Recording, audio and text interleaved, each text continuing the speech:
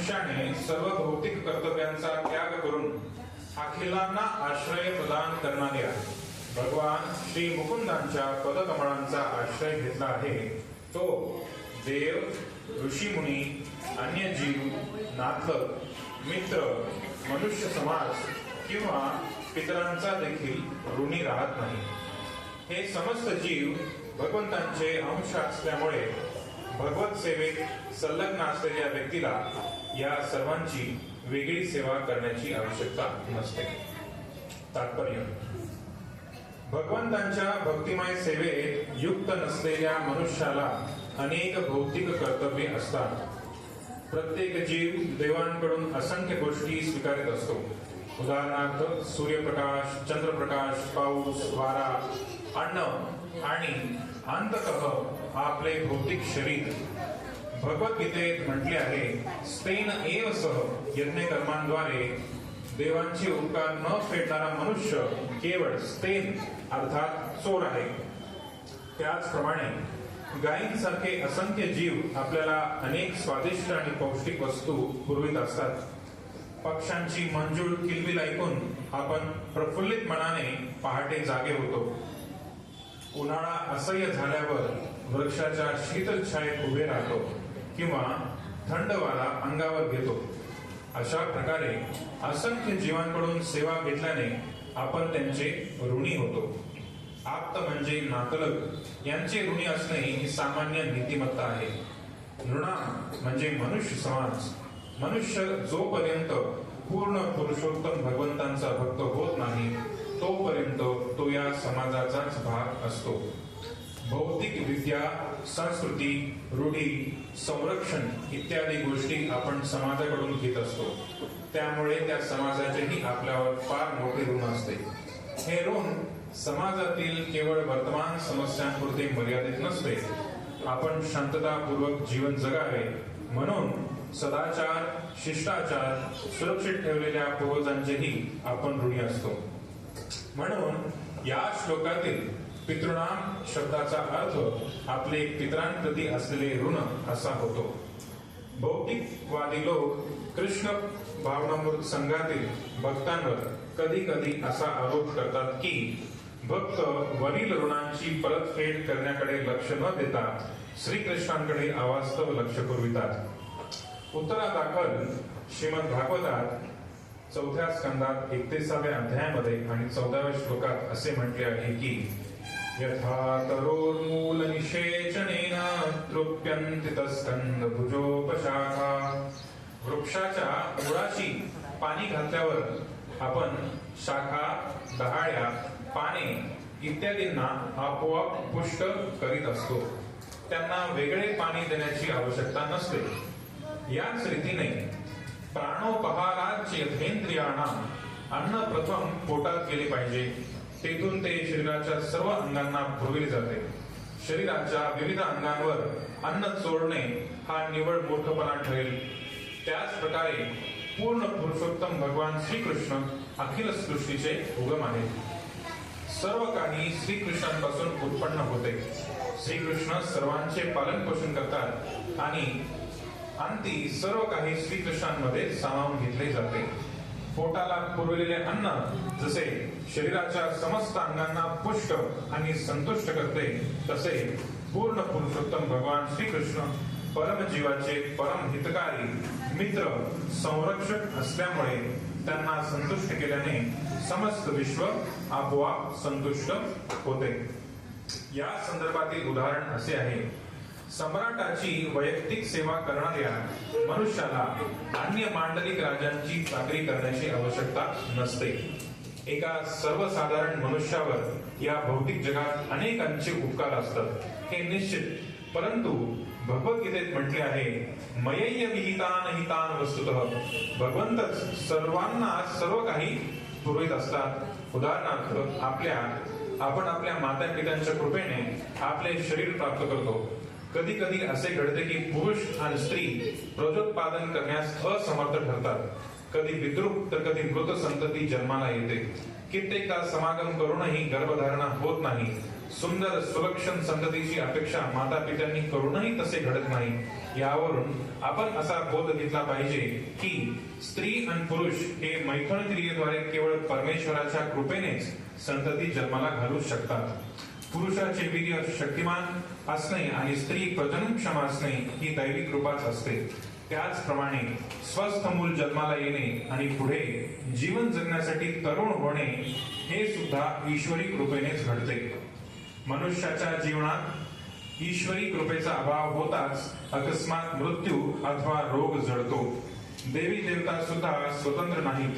परिवृत्य कर्तम, इतर कर्तव्यांचा त्याग करणे या शब्दांचा अर्थ असा की मनुष्याने देवी देवतांचे अस्तित्व श्रीकृष्णांपासून स्वतंत्र आहे अशा संकल्पनेचा सर्वथा त्याग करावा। देव हे परमेश्वराच्या विराट रूपाचे विविध अवयवच आहेत असे वेदांमध्ये स्पष्ट म्हटले आहे। भगवद्गीता सांगते, भगवंत प्रत्येकाच्या हृदयात स्थित असून तेच सर्वांना बुद्धी आणि स्मृती प्रदान करीत असतात। म्हणून संस्कृतीला बुद्धिमत्तापूर्वक जपणारे आपले पूर्वज हे परमेश्वराने दिलेल्या बुद्धीचा योग्य उपयोग करीत होते। ते स्वतंत्र बुद्धीप्रमाणे निश्चितच वागत नव्हते। मेंदू विना कोणीही बुद्धिमान असू शकत नाही। श्रीकृष्णांच्या कृपेनेच आपल्याला मानवी मेंदू लाभला आहे। या प्रकारे आपल्याला विविध श्रेणींच्या जीवांकडून ज्या काही गोष्टी लाभल्या आहेत त्याचे पृथक्करण केल्यास असा निष्कर्ष येतो की अंततः पूर्ण पुरुषोत्तम भगवंतांच्या कृपेनेच आपल्याला सर्व उत्तम गोष्टींचा लाभ होत असतो।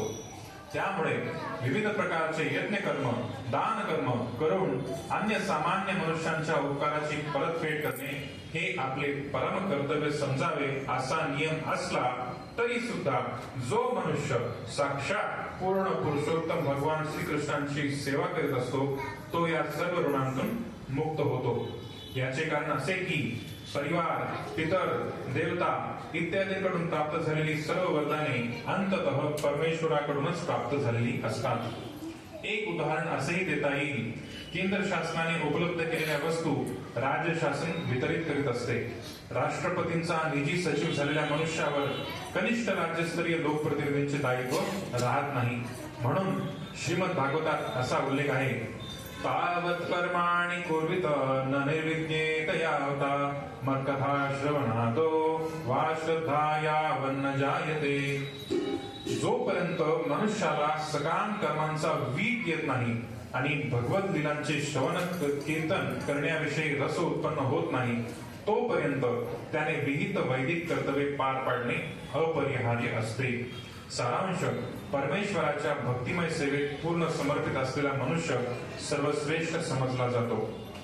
मनुष्य देवी देवता, पारिवारिक सदस्य आणि समाज यांच्याकडून वरदान प्राप्त करण्यास उत्सुक असतो, कारण अशी वरदाने इंद्रिय भोगासाठी अनुकूल असतात। अल्पमती लोक अशा लौकिक प्रगतीलाच जीवनाचे ध्येय समजतात। त्यांना भगवंतांच्या शुद्ध भक्तिमय सेवेचे श्रेष्ठत्व समजत नाही। भक्ती योगाचे ध्येय साक्षात पूर्ण पुरुषोत्तम भगवंतांच्या इंद्रियांना तृप्त करणे हे असते। परमेश्वराची इंद्रिये मुळी दिव्यच नाही असे अनेक तर्क मत्सरी जडवादी लोक मांडतात। भक्त मात्र पुरुषोत्तम भगवंतांचे अचिंत्य सौंदर्य, बळ आणि ऐश्वर्य आदी वास्तविक आहे की नाही याविषयी संशय नसतात। उलट ते भगवंतांची सेवा करून त्यांना संतुष्ट करतात। यामुळे त्यांना पुन्हा भगवतामात परतण्याचे वरदान लाभते। भक्त वैकुंठातील सच्चिदानंदमय जीवन प्राप्त करतो। कोणतीही देवी देवता, पारिवारिक सदस्य अथवा पितर असे सच्चिदानंदमयी जीवन देऊ शकत नाहीत। भगवत चरण कमळांच्या सेवेची उपेक्षा करून जड देहाला सर्वस्व मानले तर निश्चितपणे यज्ञ, याग, तपश्चर्या आणि दानधर्म करूनही उपकारांची परतफेड करणे भाग असते। अन्यथा तो मनुष्य भौतिक दृष्टिकोनातही पापी आणि निंद्य ठरतो। ओम ज्ञानतिमिरन्धस्य ज्ञानाञ्जनशलाकया चक्षुरुन्मिलितं येन तस्मै श्रीगुरवे नमः। श्रीचैतन्यमनोभीष्टं स्थापितं येन भूतले स्वयं रूप कदा मह्यं ददाति स्वपदां। वन्देऽहं श्रीगुरो श्रीयुतापदकमलं श्रीगुरुं वैष्णवांश्च श्रीरूपं सागरजातं शरणागतनाथान्तं सजीवं साद्वैतं सावधूतं परिजनासहितं कृष्णचैतन्यदेवं श्रीराधा कृष्णपादा सगुणानन्दा श्रीशाखान्तां हे कृष्णकरुणा सिन्धु दीनबन्धो जगत्पते गोपेश गोपिकान्त राधाकान्त नमोस्तुते तप्तकाञ्चन गौराङ्गी राधे वृन्दावनेश्वरी वृषभानुसुते देवी प्रणमामि हरिप्रिये वाञ्छाकल्पतरुभ्यश्च कृपासिन्धुभ्येव च पतितानां पावनेभ्यो वैष्णवेभ्यो नमो नमः। जय श्री कृष्ण चैतन्य प्रभु नित्यानंद श्री अद्वैत गदाधर शिवासादि श्री गौरभक्तवृंद। हरे कृष्णा कृष्णा कृष्णा हरे हरे हरे राम राम राम हरे हरे। हरे कृष्ण। माझ्या मागे म्हणा, हे राजन, ज्या मनुष्याने भौतिक कर्तव्यांचा त्याग करून अखिलांना आश्रय प्रदान करणाऱ्या भगवान श्री मुकुंदांच्या पदकमळांचा आश्रय घेतला आहे, तो देव, ऋषीमुनी, अन्य जीव, नातलग, मित्र, मनुष्य समाज किंवा पितरांचा देखील ऋणी राहत नाही। हे समस्त जीव भगवंतांचे अंश असल्यामुळे भगवत सेवेत संलग्न असलेल्या व्यक्तीला या सर्वांची वेगळी सेवा करण्याची आवश्यकता नसते। हरे कृष्ण। सर्वांचं स्वागत आहे आजच्या कार्यक्रमामध्ये। तर हा जो श्लोक आहे श्रीमद भागवताचा 11व्या स्कंदामधला आहे आणि हा जो अध्याय सुरू आहे तो आहे 5वा अध्याय। याच्यामध्ये नवयोगेंद्राद्वारे उपदेश आहे महाराज लिंगला। नवयोगेंद्र आपल्याला माहिती नाव ऐकलं असेल, नवयोगेंद्र म्हणजे 9 ऋषीमुनी होते, तर त्यांनी हा उपदेश केलेला आहे। आणि हा जो उपदेश त्यांनी उपदेश करताना नारद मुनींचा उपदेश इथे सांगितलेला आहे। हा अध्याय असा आहे पहा, आपण नेहमी ऐकतो ना की चैतन्य महाप्रभूंचं भागवतामध्ये कुठे वर्णन आहे, तर कोणता श्लोक आहे सांगू शकेल का? कोणता श्लोक आहे तो? कृष्णवर्णम तुषा कृष्णम सांगोपांगास्त्र पार्षद यज्ञैहि संकीर्तन प्राय यजंतीहि सुमेधसः। हा जो श्लोक आहे याच अध्यायातला आहे। हा जो श्लोक आहे याच अध्यायातला आहे। याच अध्यायामध्ये हा आजचा श्लोक येतोय। तर याच्यामध्ये हा श्लोक ऐकला असेल तुम्ही ह्याच्या आधी? किती जणांनी ऐकला हा श्लोक याच्या आधी? किती जणांनी ऐकला आहे? बस, बाकीच्यांनी नाही ऐकला श्लोक। तर हा श्लोक प्रभुपाद भगवद्गीतेमध्ये एका ठिकाणी वापरतात आणि या श्लोकामध्ये भगवंतांच्या भक्तीचा महिमा इथे सांगितलेला आहे, दृढ केलेला आहे की भगवंतांची भक्ती जो करतो त्याला कशाही कोणत्याही प्रकारची कर्तव्य शिल्लक राहत नाहीत असं याचं सांगितलं आहे। तर ज्यावेळेस मनुष्य हा जन्माला येतो, जन्माला आल्यानंतर त्याच्यावर अनेक जणांचे उपकार असतात।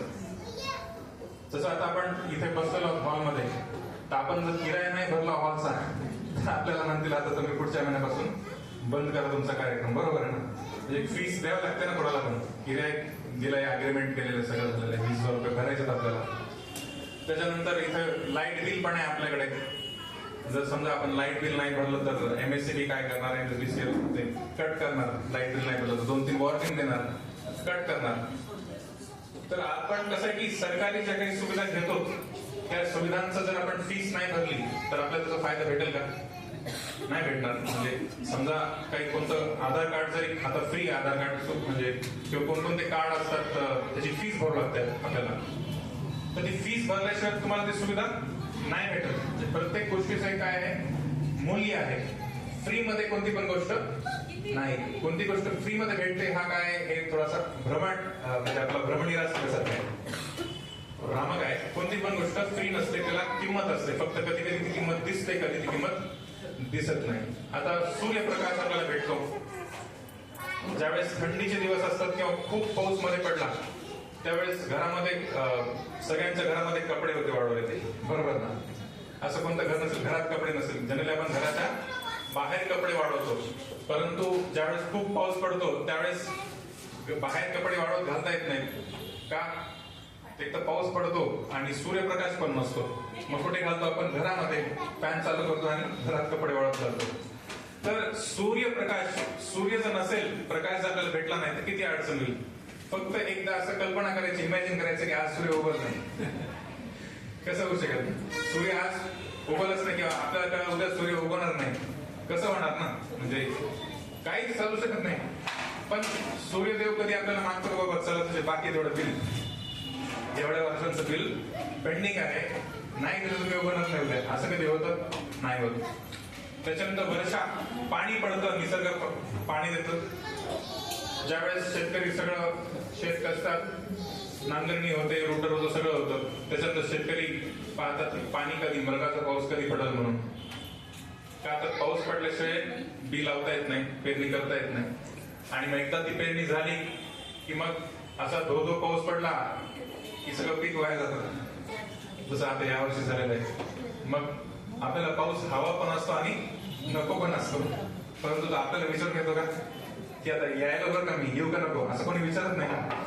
तर पाऊस त्याच्या ह्याच्याप्रमाणे पडतो. जर पाऊस नाही पडला तर प्यायला पाणी नाही भेटणार. किती दिवस भूजल कुठून येणार? जे पावसाचं पाणी खाली जमिनीत मुरतं तेच पाणी आपण बोरद्वारे, विहिरीद्वारे घेतो. त्या पावसाचं पाण्याचं बिल आपण भरतो का कधी?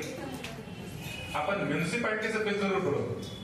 नळाचं कनेक्शन जर असेल तर ते कनेक्शन, आता मीटर लागले सगळ्या ठिकाणी परभणीमध्ये, तर ते काय होतं, ज्यावेळेस तुम्ही पैसे नाही भरले तर ते कट करतात. चोरी केली तर मग तुमच्यावर केस होऊ शकते. तर ते तुम्ही पैसे तर शेवटी द्यावं लागतात, कुलांतर द्यावं लागणार ना, केस जरी दाबायचे असते तरी. शेवटी फीस आहे. परंतु वर्षा ऋतू जे आहे ती कधी पैसे मागते का कोणाला? ती कधीच पैसे नाही मागत, म्हणजे फीस कधी मागत नाही. तर आपण काय आहोत? आपण जन्मल्यापासून सूर्यदेवतेचे ऋणी आहोत की नाही? कारण फ्री मध्ये सगळं भेटायलंय, ऋण आपल्यावर आहेच. तर या ठिकाणी 5 प्रकारची ऋण सांगितली. पहिलं ऋण ज्यावेळेस मनुष्य जन्माला येतो त्यावेळेस पहिलं ऋण कोणाचं असतं? तर देवांचं असतं. कोणाचं? देवांचं. तर इथे प्रभुपादांचे शिष्य तात्पर्यामध्ये सांगतात की सूर्यप्रकाश, चंद्रप्रकाश, पाऊस, वारा, अन्न हे सर्व काही आपल्याला कोणाद्वारे भेटतं? देवतांद्वारे भेटतं. जर हे ऋण जर आपण फेडलं नाही तर आपल्याला काय समजणार? इथे म्हटलेले स्तेन एव स, म्हणजे देवतांचे उपकार न फेडणारा मनुष्य कोण आहे? चोर आहे. स्तेन म्हणजे चोर. जर आपण कोणाचं बँकेकडनं कर्ज घेतलं आणि कर्ज नाही फेडलं तर काय म्हणतात? त्याला कर्ज चोरी म्हणतात. त्याच्यावर रेट पडत आहे किंवा त्याचं जप्त केलं जातं, घर म्हणा, काही कारण असतं. तर तसंच आपलं पण काहीतरी जप्त होईल ना जर आपण ऋण नाही फेडलं तर ते. तर मग इथे दुसरा जो कोणाचा ऋण आहे? देवर्षी भूत. भूत या शब्दाचा अर्थ काय? घोष का? भूत म्हणजे भूताने पछाडला असतो, भूत नाही. भूत म्हणजे समस्त जीव, त्यांना म्हणतात भूत. तर हे भूत यांचं पण आपल्यावर ऋण आहे. सकाळी सकाळी ज्यावेळेस आपण उठतोय ते तात्पर्य सांगितलेलं आहे की सकाळी मंजूळ अशी पक्ष्यांची चिवचिव आपल्याला ऐकू येते. आजकाल चिमण्या नाहीत मोबाईलचे टावर वाढल्यामुळे. तर ती चिवचिव ज्यावेळेस ऐकू येते त्यावेळेस मधुर असं ते छान वाटतं आपल्याला. जंगलात ज्यावेळेस जातो त्यावेळेस सगळे पक्ष्यांची किलबिल आठवते, सुंदर वाटतं. तसं शहरामध्ये तो अनुभव येत नाही. आणि हे जे पक्षी आहेत, हे सगळे जे भूत आहेत ते अनेक प्रकारे आपल्यावर उपकार करतात. बघा, खूप ठिकाणी जंगलामध्ये झाडं येतात, ऑटोमॅटिक येतात. कुठून येतात झाडं? सगळे हे पक्षीच काय करतात? त्यांच्या बिया खातात आणि विष्ठेद्वारे ते अनेक ठिकाणी टाकतात, तर त्यांची ऑटोमॅटिकली लागवड होते. तरी पक्षीच सगळं कार्य करतात. अनेक प्राणी आहेत. आता हे प्राणी जे आहेत, जसं कुत्रा आहे, कुत्रा हा मनुष्याचं संरक्षण पण करतो. तर हत्ती आहे, वाघ आहे, इव्हन साप सुद्धा आहे. तर हे सगळे जे प्राणी आहेत हे कुठे ना कुठे प्रत्यक्षरित्या किंवा अप्रत्यक्षरित्या मनुष्याला मदत करतात, कोणत्या ना कोणत्या प्रकारे. तर त्यांचे पण आपण काय आहोत? एक प्रकारे ऋणीच आहोत. त्यांचे पण एक प्रकारे ऋणी आहोत. तिसरं कोण आहे? भूत, आप्त. आप्त म्हणजे नातेवाईक. तर नातेवाईक जे आहेत त्यांचे पण आपण ऋणी आहोत. लहानपणापासून कोणत्या ना कोणत्या मार्गाने त्यांनी आपल्याला मदत केलेली असते. कधी आपल्या घरी अडचण असते तर नातेवाईक धावून येतात. तर हे जे आप्त आहेत त्यांच्याबद्दल ऋण असणं, व्यक्त करणं हे काय इथे सांगतात तात्पर्यामध्ये की ते एक आपल्या नीतीमत्तेचा तो भाग आहे. म्हणजे कॉमन सेन्सची गोष्ट आहे बेसिकली की आपल्या आप्तांबद्दल आपल्याला ऋण असायला पाहिजे. आप्त नृणा म्हणजे इतर पूर्ण मनुष्य समाज. आता मनुष्य समाज म्हटल्यानंतर जे आपले आप्त नाहीत परंतु इतर मनुष्य आहेत त्यांनी पण आपल्याला अनेक प्रकारे मदत केलेली आहे. जसं आता आपण हा इथे माईक वापरतोय. आता हा माईक कोणी ना कोणीतरी बनवलेला आहे, बरोबर. भले आपण याची किंमत देऊन दुकानदाराकडनं हा विकत घेतलेला आहे तरी सुद्धा आपल्याला याचा एक ऋण पाहिजे. नुसतंच मला नाही मी तर माझ्या पैशाने विकत घेतलं तर ते बरोबर नाही. पण आपल्याला ऋण पाहिजे. किती छान बनवलं, आपण प्रचारासाठी याचा वापर करू शकतो. किंवा आता हा सुतार आणि हे भगवंतासाठी किती सुंदर असं मंदिर बनवलेलं आहे तर सेवेमध्ये लावलेलं आहे. त्याचे पण आपल्यावर एक ऋण आहे. भलेही आपण त्याची किंमत देऊन ते चुकवलेलं आहे परंतु आपल्यावर त्याचे ऋण मात्र शिल्लक राहतात. म्हणून आपण समाज उपयोगी कार्य करतो. जसं काल परवा आपण 2-3 दिवसापासून खिचडीचं वितरण करत आहोत सगळ्या ठिकाणी. तर हे काय एक समाजासाठी आपण एक देणं लागतो म्हणून ते ऋण आहे. त्याच्यानंतर नृणाम आणि सगळ्यात शेवटी जे आहेत पितर. सध्याला पितृपक्ष सुरू आहे. 15 दिवस झाले पितृपक्ष सुरू आहे. आज शेवटचा दिवस आहे. तर त्यांच्या करिता सुद्धा आपलं काय आहे एक ऋण आहे, कर्ज आहे की हे पितर जे आहेत म्हणजे आपले पूर्वज आहेत. या पूर्वज जर नसते तर आपण असतो का? नाही. आपले पूर्वज आहेत म्हणून आपण आहोत. त्यांनी काहीतरी आपल्या पूर्ण वंशामध्ये काहीतरी संस्कार दिलेले आहेत. त्या संस्काराचा भाग म्हणून आपण आज भक्ती मार्गात आहोत किंवा जे कोणते चांगले कार्य आपल्यासोबत घडत आहेत तो त्याचाच भाग आहे. तर एक पितरांप्रती सुद्धा आपलं एक ऋण लागतं. आणि तर हे सर्व जे ऋण आहेत हे सर्व ऋण फेडणं आपल्याला आवश्यक आहे. कारण मनुष्य म्हणून जर जन्म घेतला आहे तर या 5 ऋणांची पूर्तता झाली पाहिजे. जर या ऋणांची पूर्तता झाली नाही तर काय होईल? आपली प्रगती होणार नाही. आपली केवळ पुढच्या जन्माचीच गोष्ट सोडून द्या परंतु या जन्मात सुद्धा आपली प्रगती होत नाही जर आपण जर 5 ऋण फेडले नाही तर. जसं आता देवतांबद्दल जर आपण त्यांचं जर ऋण फेडलं नाही तर देवींचा कोप होतो. जसे त्रिताप आपण म्हणतो. त्रिताप म्हणजे कोणकोणते? आधी भौतिक, आधी दैविक आणि आध्यात्मिक. त्याच्यामधले आधी दैविक जे आहे ते देवता आहेत. त्याच्यानंतर आता जर समजा जसं सरकारचं आपण जर ऋण फेडलं नाही तर सरकार म्हणतं की आपलं फेडत नाही का, चला त्याला टाका अंदर, हो का नाही. मग साधं सरकारचं टाकू शकतं तर देवता का नाही करू शकतात ना. तसं देवतांचं ऋण नाही फेडलं तर भोगवतं लागेल, या जन्मातच भोगावं लागेल. तसंच जे पक्षी आहेत त्यांच्याबद्दलचं ऋण कसं फेडणार आपण त्यांच्या जर कोणाबद्दल चांगलं करू शकत नाही तर कोणाचं आपण वाईट करू नये. म्हणजे सगळ्यात आधी आपण प्राण्यांची किंवा पक्ष्यांची हत्या करू नये किंवा त्यांच्या हत्येमध्ये कोणत्याही प्रकारे सहभागी होऊ नये. या पद्धतीने आपण त्यांचं ऋण फेडू शकतो. भरपूर लोक काय करतात उन्हाळ्यामध्ये चिमण्यासाठी, कावळ्यांसाठी, पक्ष्यांसाठी काय करतात पाणी ठेवतात. त्याच्यानंतर कुत्र्यासाठी ते काय करतात पोळी देतात. गोशाळांमध्ये आपण चारा खाऊ घालतो गाईला. तर अशा प्रकारे ऋण फेडण्याचा हे मार्ग आहे. भूत आप्त, ज्यावेळेस आप्त आपल्याकडे येतात म्हणजे नातेवाईक येतात त्यावेळेस ते कधी अडचणीत असत तर आपण त्यांची मदत करतो किंवा घरी अतिथी आला असेल तर त्याचं आपण स्वागत करतो. अशा पद्धतीने त्यांचं आपण ऋण फेडू शकतो.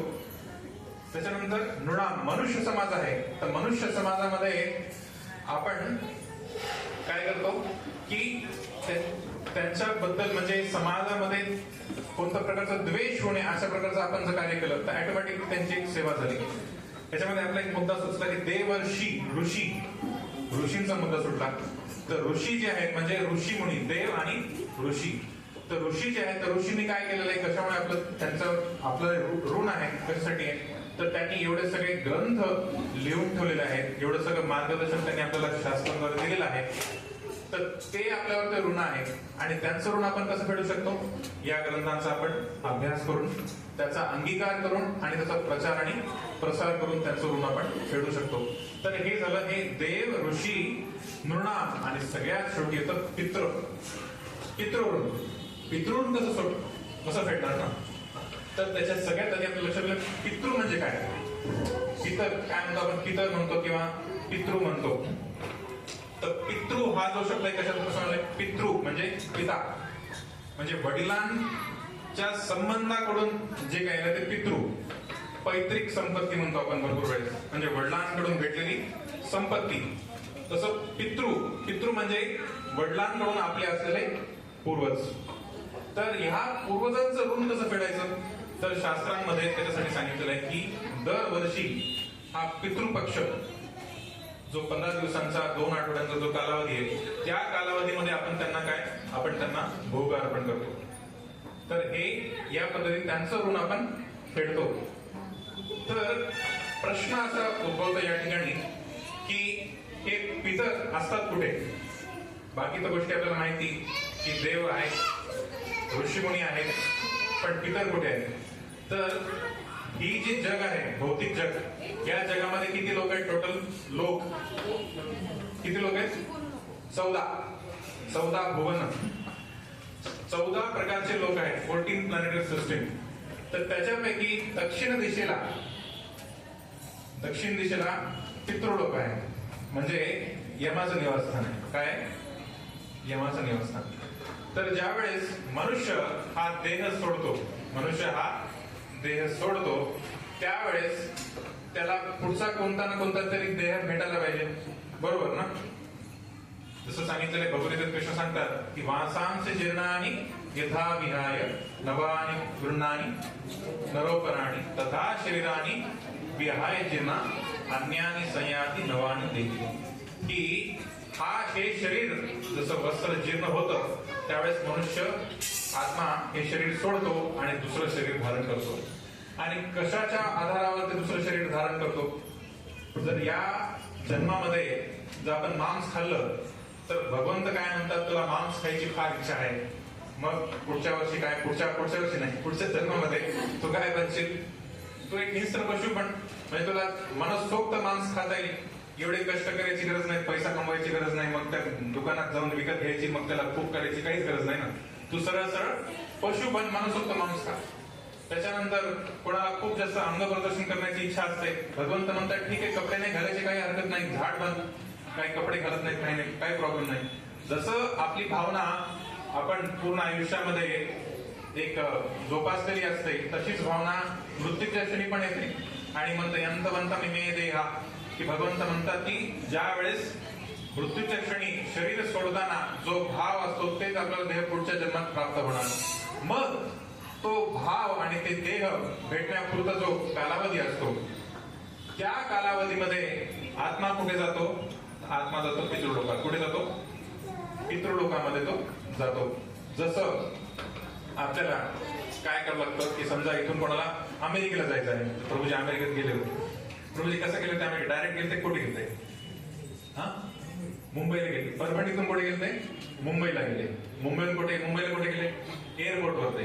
एअरपोर्टवरून डायरेक्ट फ्लाईट आहे का? नाही. कुठे जावं लागतं? आता दिल्लीला गेले तुम्ही, पण ठीक आहे, दिल्लीहून कुठे गेले? शिकागोला. तर आता हे काय केलं त्यांनी? ट्रान्झिट म्हणतो त्याला. काय म्हणतो त्याला? ट्रान्झिट. म्हणजे तुम्ही एका ठिकाणाहून दुसऱ्या ठिकाणी जाण्यासाठी तुम्ही थांबता काय वेळ? फ्लाईट बदलावं लागते ना.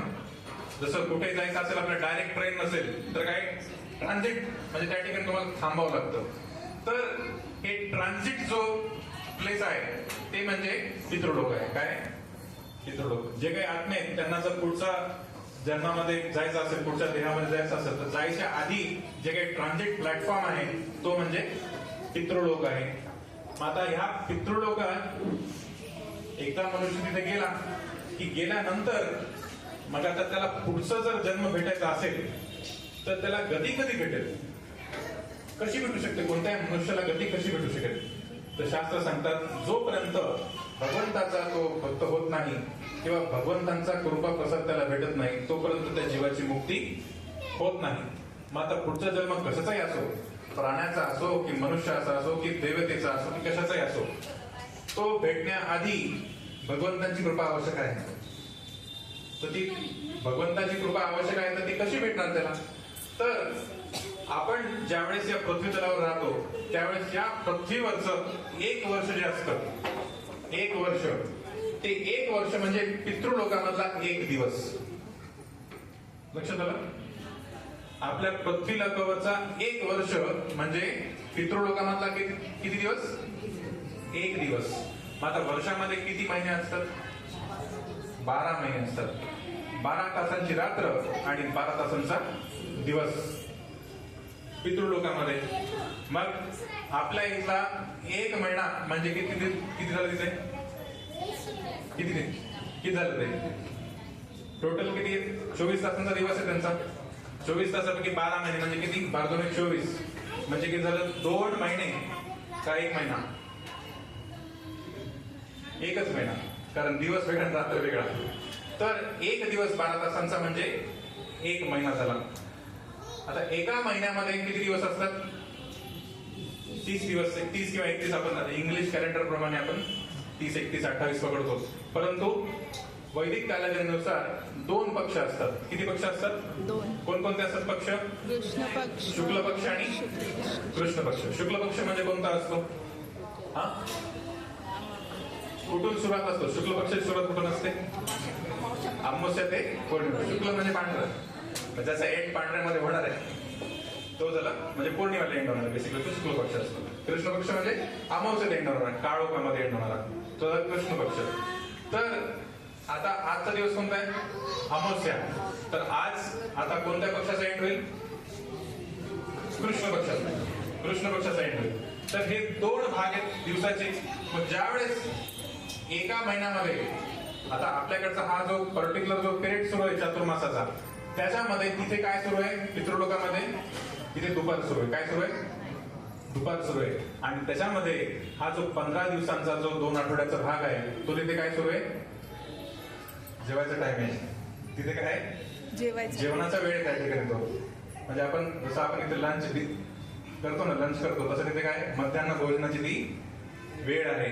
कारण इथून ज्यावेळेस आत्मा मृत्यू पावतो त्यावेळेस तो ब्रेकफास्ट घेऊन निघतो. जसे क्रियाविधी होतात ना त्यावेळेस तो ब्रेकफास्टला दिला जातो ऑलरेडी. ठीक आहे.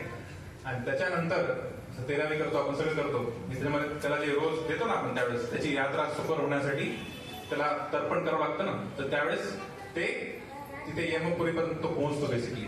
आणि तिथे गेल्यानंतर मग आता दुपार होते. मग दुपार झाल्यानंतर तोपर्यंत आपल्याकडे पितृपक्ष आलेला असतं. आणि या पितृपक्षामध्ये मग त्याला आपल्याला खायला द्यावं लागेल ना. मग ते जर त्याने खाल्लं तर त्याला पुढची गती भेटेल, नाही तर गती भेटेल का?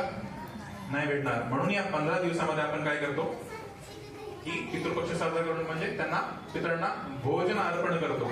आणि हे भोजन अर्पण केल्यानंतर त्यांचं तिथे काय होतं? त्यांना तिथे पोट भरतं आणि मग त्यांच्या ते पुढच्या गतीला लागतात. अन्यथा त्यांना गती भेटेल का? नाही भेटेल. म्हणून वैदिक सभ्यतेमध्ये हे सांगितलेलं आहे की जर आपले जे पूर्वज आहेत त्यांना जर मुक्तता भेटायची असेल, त्यांना जर गती पुढची प्राप्त व्हायची असेल तर हा पितृपक्ष साजरा करणे फार आवश्यक आहे. मग आता हा जो श्लोक आहे कम्प्लिटली विरोधात्मक श्लोक आहे. हा श्लोक काय म्हणतोय? काहीच करायची गरज नाही म्हणतोय. काय म्हणतोय? काहीच करायची गरज नाही. असं कसं शक्य आहे? तर कोणासाठी सांगितलेलं इथे? म्हणून इथे दुसऱ्या पॅराग्राफमध्ये लिहिलं आहे की भौतिकवादी लोक जे आहेत ते कृष्ण भावनामृत संघातील भक्तांवर कधी कधी असा आरोप करतात. जसे बाहेरचे लोक सगळं म्हणतात ते काय वेळ झालेलं आहे, फक्त कृष्ण कृष्णच करते, बाकी याला कोणाचेच देणे घेणं नाही, काहीच ना श्राद्ध आहे ना पक्ष आहे ना काहीच नाही करत आहे.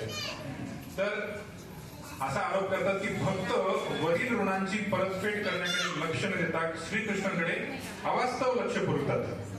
ते म्हणतात तुम्ही सगळंच केलं पाहिजे, म्हणजे तुम्ही कृष्णाचं पण केलं पाहिजे, शनी महाराजाचं पण केलं पाहिजे, गणपतीचं पण केलं पाहिजे, गुरुवार पण केले पाहिजे, बुधवार केले पाहिजे, शनिवार केले पाहिजे, हे उपवास केला पाहिजे, ते उपवास केला पाहिजे, सगळंच केलं पाहिजे आणि त्याच्यासोबत तुम्ही कृष्णाची पण भक्ती केली पाहिजे. परंतु जर आपण या भक्ती मार्गात आलेलो आहोत तर सगळ्यात एकल केवल कृष्ण आर सब भक्त्य, ईश्वर केवळ कृष्णच आहे. आर सब भृत्य म्हणजे बाकी सगळं आहे, बाकी सगळे देवदेवता कोणी त्याचे सेवक आहेत. भृत्य म्हणजे सेवक आहेत. तर इथे भागवताच्या 4थ्या स्कंदात सांगितलेलं आहे यथा तरोर मूल निषेचनेन तृप्यंती तत् स्कंद भुजोपशाखा. जसं जर कोणत्या वृक्षाला जर पाणी द्यायचं असेल तर आपण कुठे देतो पाणी? फळावर देतो का सीताफळ छान लागलेलं आहे, सीताफळाला पाणी दिलं पाहिजे आणि छान वाटेल, असं होतं कधी? नाही होत ना. तसंच त्याच्या मुळा द्यायला पाहिजे ना. मग इथे उदाहरण दिलेलं आहे की जसं आपल्याला प्रसाद खायचा आहे, अन्न खायचं आहे, तर अन्न आपण घेतो आणि असं लावतो का त्वचेला? कुठे टाकतो ते? जिभेत टाकतो ना आपण, पोटात नाही, जिभेवर ठरतो. तो मार्ग आहे त्याचा पोटात घालण्याचा. जसं वृक्षाच्या फक्त मुळाशीच जर आपण पाणी दिलं तर काय होईल? त्याच्या भुजांना, त्याच्या शाखांना, सगळ्या पानांना, फुलांना, सगळ्या ठिकाणी ते पाणी भेटेल. परंतु त्याच्यावर जर टाकलं तर काय होईल? नाही भेटणार. तसंच त्याच पद्धतीने भगवंत कोण आहेत? भगवंत सगळ्याचे मूल आहे. कोणता श्लोक आहे तो? ऊर्ध्व मूल मद शाखा अश्वत्थम प्रावरव्यम छंदांसी यस्य पर्णानी यस्तम वेदस वेदवे. की कृष्ण म्हणजे काय म्हणतात की मी सगळ्यांचं मूळ आहे म्हणतात. भगवंत म्हणतात मी सगळ्यांचंच मूळ आहे बेसिकली. तर मया दक्षिण प्रकृती सुयते सचराचर. भगवंत म्हणतात माझ्याच अधिकाराने सगळी प्रकृती पण चाललेली आहे. अहम बीज प्रजापिता, की मी सगळ्यांचा काय आहे? बीज प्रदाता आहे. आणि त्याच्यामुळे इथे सांगितलं आहे की पूर्ण पुरुषोत्तम भगवान श्रीकृष्ण अखिल सृष्टीचे उगम आहेत. सर्व काही श्रीकृष्णांपासून उत्पन्न होते. श्रीकृष्ण सर्वांचे पालन पोषण करतात आणि अंती सर्व काही श्रीकृष्णांमध्ये सामावून घेतले जाते. तसे पूर्ण पुरुषोत्तम भगवान श्रीकृष्ण प्रत्येक जीवाचे परम हितकारी मित्र संरक्षक असल्यामुळे त्यांना संतुष्ट केल्याने समस्त विश्व आपोआप संतुष्ट होते. यत्तुष्टे जगत्तुष्टम. की भगवंताने जर आपण संतुष्ट केलं तर ऑटोमॅटिकली काय होईल? सगळेच संतुष्ट होतील. परंतु आपला भक्ती मार्गामध्ये आल्यानंतर सुद्धा विश्वास नसतो की भगवंत सर्व काही करतात म्हणून. आपला विश्वास काय असतो की हे माझ्या मेहनतीमुळे झालेलं आहे किंवा माझ्या नशिबाने मला भेटलेलं आहे. पण ते सगळं देणारे कोण आहेत? हे शेवटी भगवंतच देतात ना सर्व गोष्ट. हे आपल्याला लक्षात येत नाही. तर भगवंतांना जर आपण संतुष्ट केलं तर ऑटोमॅटिकली सगळे संतुष्ट होतील. आपल्याला ती कथा माहिती द्रौपदीची आणि कोणाची? कोणते ऋषी होते महाभारतामध्ये? दुर्वासा ऋषी होते. सगळ्या 5000 शिष्यांसोबत ते गेले होते फजिती करण्यासाठी युधिष्ठिर महाराजांची.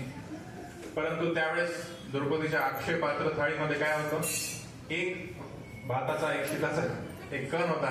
भगवंत ते प्रकट झाले, भगवंतांनी तो फक्त एक कण खाल्ला आणि सर्व ते जे ऋषी होते सगळे त्याचे शिष्य सगळ्यांनी ढेकर दिली. सगळ्या विश्वातले सगळे आत्मतृप्त झाले त्यावेळेस. कारण जर भगवंतांना जर संतुष्ट केलं तर काय होईल? सगळेच ऑटोमॅटिकली तुष्ट होते. दुसऱ्याला कोणाला संतुष्ट करायची गरज नाही. जसं इथे तेच म्हटलेलं आहे की जर समजा कोणी राष्ट्रपतीचा जो कोणी पी असेल, राष्ट्रपतीचा जो कोणी पी असेल तर त्याला साध्या MLA MP ऐकायची काही गरज नाही ना. आहे का गरज? काय जोपर्यंत तो पोस्टवर आहे तोपर्यंत त्याला काही ऐकायची काहीच गरज नाही. तो सगळ्यांपेक्षा वरती आहे. तशाच पद्धतीने जो भगवंतांचा पूर्णपणे भक्त आहे, पूर्णपणे भक्त म्हणजे ज्यांनी भगवंतांना आपलं पूर्ण जीवन समर्पित केलेलं आहे, त्याच्यासाठी ही बाकीची कर्तव्य करण्याची काही गरज आहे का? काहीच गरज नाही. तर श्रील प्रभुपादांनी सुद्धा फोकस कशावर केलेला आहे? केवळ भगवंतांच्या भक्तीवर ते फोकस केलेला आहे.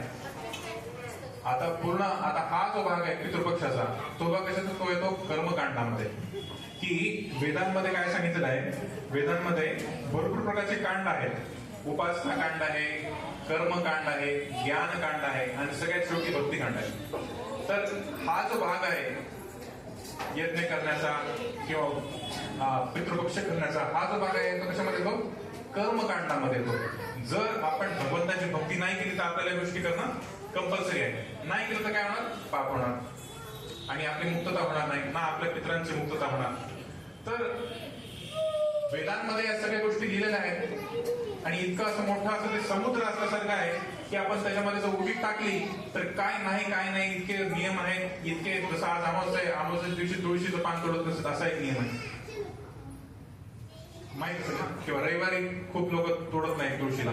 तर असे भरपूर असे नियम आहेत. इतके नियम आहेत की आपण जगूच शकत नाही. इतके नियम आहेत की आपण जगूच शकत नाही.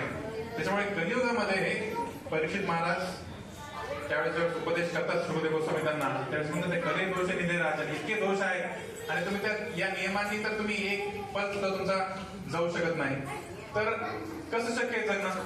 त्याच्यामुळे कलियुगामध्ये अस्ति एक महान गुन्हा, की एकच गुन्हा आहे, कीर्तनादेव कृष्णस्य मुक्त संघ परमप्रजे. तर ही गोष्ट याच श्लोकामध्ये तेच सांगितलेलं आहे की जो व्यक्ती गतो मुकुंदम परिहृत्य करतम, जो व्यक्ती भगवान मुकुंदाची शरण घेतो. मुकुंद म्हणजे कोण? जो द गिव्हर ऑफ लिबरेशन. म्हणजे काय? की आपल्याला जो मुक्ती प्रदान करणारा जो आहे तो आहे मुकुंद. जर त्याचं जर आपण काय त्याची जर आपण परिहृत्य करतम पूर्णपणे त्यांना समर्पित जर असू तर आपल्याला बाकीच्या गोष्टी करण्याची काहीच गरज नाहीये. तर इथे तसंच म्हटलेलं आहे की तावत कर्माणी कुर्वित न निर्विद्येत यावता मत्कथा श्रवणातो वा श्रद्धा यावन जायते. भगवंत सांगतात की जोपर्यंत मनुष्याला सकाम कर्मांचा वीट येत नाही आणि भगवद्गीतांचे श्रवण कीर्तन करण्याविषयी रस उत्पन्न होत नाही तोपर्यंत त्याने विहित वैदिक कर्तव्य पार पाडणे अपरिहार्य असते. आता हीच आपण जसा भक्तीमध्ये आलो, तिलक कंठीमाळा घातली तर आपण भक्त समजतो स्वतःला, दीक्षा झाली आपली, परंतु आपण अजूनही पूर्णपणे भगवंताला समर्पित नाही आहोत. त्यामुळे ते सांगितले की भक्तिविनोद ठाकूर सांगतात जेपर्यंत हृदय कामाचे, जेपर्यंत हृदय कामाचे सेपर्यंत वर्णाश्रमादी धर्मेर अपेक्षा ठाके. जोपर्यंत हृदयामध्ये काम वासना आहे तोपर्यंत मनुष्याने काय केलं पाहिजे? वर्णाश्रम धर्माच्या अधीन राहून भक्ती केली पाहिजे. त्यामुळे इथे पण तेच सांगितलं की जोपर्यंत मनुष्याला सकाम कर्मांचा वीट येत नाही, म्हणजे आता कर्म केले, चांगले कर्म केले पुण्य, वाईट कर्म केले पाप, दोघांना भोगवण्यासाठी परत जन्म घेणं आहे भाग आहे. मग जोपर्यंत या कर्मांचा आपल्याला वीट येत नाही, बस झालं, खूप झालं, तोपर्यंत मनुष्याला काय भगवंताच्या श्रवण आणि कीर्तनामध्ये रस पण येत नाही. मग तेवढा असा रस उत्पन्न ज्यावेळेस होतो त्यावेळेस मनुष्य सगळी कर्तव्य करू शकतो. परंतु हा रस उत्पन्न झाल्याशिवाय इथे भगवंत सांगतात की त्याने विहित वैदिक कर्तव्य पार पडणे अपरिहार्य आहे. त्यामुळे गृहस्थ जीवनामध्ये ज्यावेळेस मनुष्य संसारात पडतो त्यावेळेस त्याच्यावरती ह्या सगळ्या कर्तव्यांचं पार पाडणे फार आवश्यक आहे.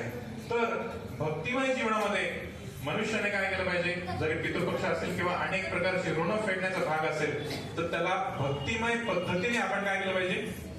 त्याला त्याची ऋण फेडली पाहिजे. जसं इथे सगळ्यात आधी जे ऋण आहे देव ऋण आहे. देवांचं ऋण कसं फेडलं पाहिजे? की देवांना प्रार्थना करून की हे देवा तुम्ही आम्हाला भगवंताचा भक्त बनवा. ऋषींचं ऋण कसं फेडलं पाहिजे? श्रीमद भागवत आहे, भगवद्गीता आहे, त्याच्यानंतर अनेक पुराणे आहेत, त्यांचा अभ्यास करून भगवंताविषयी कसं आपल्याला आपल्या जीवनामध्ये पुढे जाता येईल, त्याच्याविषयी प्रेम प्राप्त करता येईल ते बघितलं पाहिजे. देवर्षी भूत आप्त, दुसरे जे भूत आहेत त्यांचं कल्याण कसं करते? सगळ्यांना आपण प्रसाद खाऊ घातला पाहिजे. सगळ्यांना आपण प्रसादाचं वितरण केलं तर काय होईल? किती महत्व आहे बघा प्रसादाचं. कशामुळे हे पितृपक्षामध्ये हे पक्षामध्ये आपण ते भोग अर्पण करतो, ते भोग कोणाला अर्पण करतो? पितरांना देतो का? नाही देत ना. ते कोणाला देतो आपण? ते भगवंतांना देतो. भगवान विष्णूंना ते भोग अर्पण केले जातात आणि मग ज्यावेळेस भगवान विष्णूंना ते भोग अर्पण केले जातात त्यावेळेस प्रसाद रूपाने पितर संतुष्ट होतात. जसं गयेमध्ये जातात लोक, गयेमध्ये काय आहे? विष्णुपद आहे. विष्णुपदावर ते भगवंतांच्या चरणाची तिथे भाताचा नैवेद्य दाखवला जातो. मग ते कुठे जातं? मग तो प्रसाद होतो आणि ते प्रसाद ग्रहण केल्यानंतर मग पितरांची शांती होते. त्याच्याशिवाय होते का? नाही. आजकाल लोक काय करतात की आमचे पूर्वज होते, आजोबा होते, वडील होते, त्यांना काय दारू आवडायची म्हणजे दारूचा भोग लावतो, त्यांना मटण आवडायचं मटणचा भोग लावतात. ही अशी पद्धती झाली आहे.